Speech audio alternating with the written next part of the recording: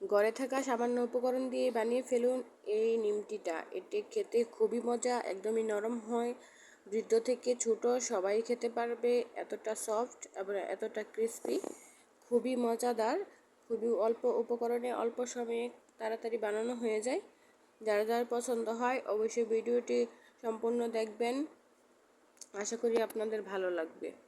আমি এখানে 1 কাপ ময়দা নিয়ে নিয়েছি আর দিয়ে দিয়েছি স্বাদ মতো লবণ আর সামান্য একটু রান্নার তেল দিয়ে আমি আটাটা ভালো করে মেখে নিচ্ছি। মেখে অল্প অল্প করে পানি দিয়ে আমি একটা সফট একটা ডো তৈরি করে নেব। ডো তৈরি হয়ে গেলে আমি এটা সাইডে রেখে দেব কিছুক্ষণের জন্য। এই ফাঁকে আমি একটু চিনি শিরা করে নেব। আপনারা চাইলে চিনির পরিবর্তে অন্য কিছু দিয়েও শিরা করতে পারেন। আমি এখানে চিনি শিরাটাই করছি। চিনি শিরাতে আমি 1 কাপ চিনি আর 1 কাপ পানি দিয়ে দিয়েছি আর দিয়ে দিয়েছি একটা এলাচ, দিয়ে আমি একটা শিরা করে নেব। শিরা করে আমি শিরাটা সাইডে রেখে দেব। আর আমি এখন একদম পাতলা একটা রুটি বানিয়ে নেব। যতটা পাতলা করা যায় এতটা পাতলা করে নেবেন। পাতলা একটা রুটি করে আমি এখানে কর্নফ্লাওয়ার আর তেল দিয়ে একটা লিকুইড বানিয়ে রেখেছিলাম, ওইটা আমি এখন দিয়ে দিলাম। মেখে আমি রুটিতে ওই লিকুইডটা মেখে এখন আমি দিয়ে দেব কিছু ময়দা ছিটিয়ে দিয়ে আমি ঠিক এইভাবে হালকা হালকা চেপে চেপে আমি একটা রোল করে নেব।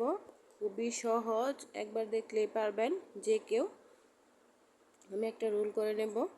রোলটা করে আমি এখন কেটে নেব ছোট ছোট করে। এটা মিনি নিমটি হবে, খুবই ছোট ছোট, খেতে খুবই মজা আর দেখতেও অনেক সুন্দর আকর্ষণীয়।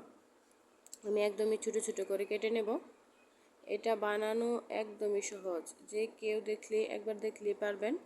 সামান্য এই কাটা অংশটা একটা অংশ নিয়ে দুই পাশে হালকা করে একটু টান দিবেন, তাহলেই হয়ে যাবে। অথবা একটু চেপে দিবেন, একটা আঙ্গুলের সাহায্যে এইভাবে চেপে দিলেই হয়ে যাবে, আলতোভাবে চেপে দিলেই হয়ে যাবে। আর কোনো কিছুই করতে হবে না, খুবই সহজ বানানো।